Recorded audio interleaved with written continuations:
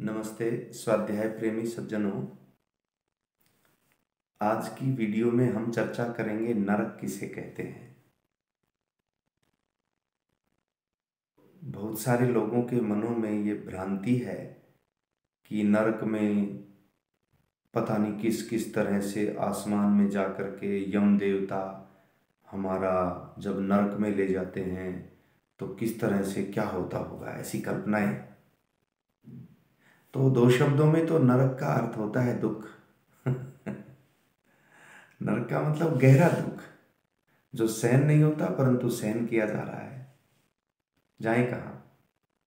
मगर अब नरक की परिभाषा देखते हैं। नरक क्या है? नरक के लिए आर्योदेश रत्नमाला नामक पुस्तक में लिखा है परिभाषा, जो विशेष दुख, दुख तो सामान्य है, इस संसार में दुख सामान्य है, वो मैं बताऊंगा।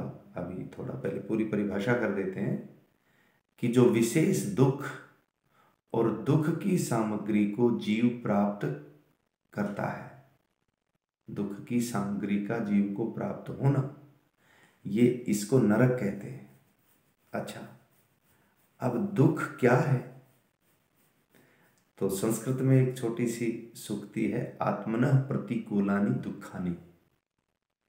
आत्मा जिनको नहीं चाहता ऐसे ऐसे कर्म यदि हमारे ऊपर आ पड़े या हमें करने पड़ रहे हैं, वो दुख हैं। दुखों को संसार में 3 प्रकार से विभाजित किया है एक दृष्टि में। वैसे तो और भी दुखों के प्रकार हैं, लेकिन 3 प्रकार के दुख बताए हैं। आध्यात्मिक, आत्मा यानी हम स्वयं जिन क्रियाओं को करके बुरा महसूस करते हैं, जैसे आँख से बुरा देखना, कान से बुरा सुनना, नाक से बुरा सूंघना, शब्द कठोर बोलना, झूठ बोलना, यानी मन से बुरा सोचना आदि आदि। ये आत्मा जिन बुरे कार्यों को करके जिनकी बुरी अनुभूति प्राप्त करता है, वो आध्यात्मिक दुख है। ये स्वयं जनित है, इनसे हम बच सकते हैं।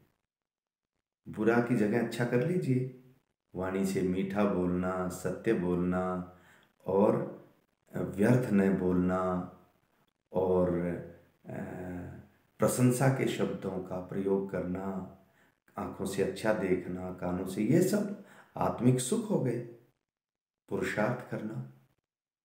अब दूसरा दुख है आध्यात्मिक, ये पहला हो गया। अब दूसरा है अधिभौतिक दुख।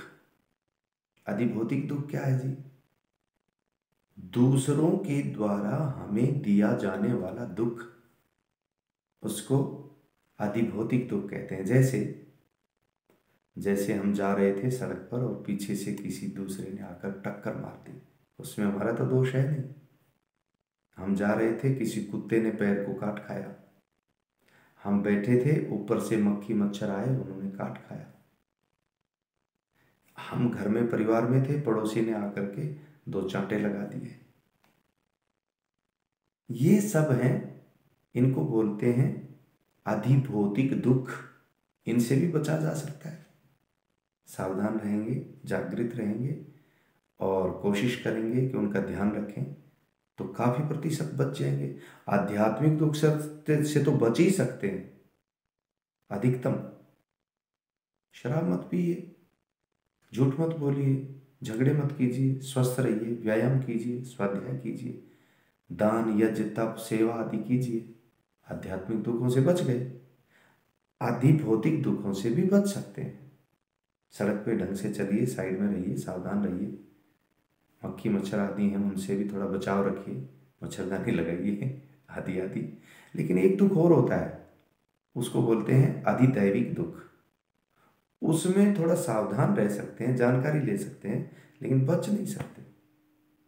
अच्छा मकान बनाया, ऊपर से बिजली आ पड़ी, सब मकान खत्म हो गया। बहुत बढ़िया भूमि पर हम थे, भूकंप आ गया। ये सब दुख हैं। फसल अच्छी बोई, ओले पड़ गए, टिड्डी आ गई।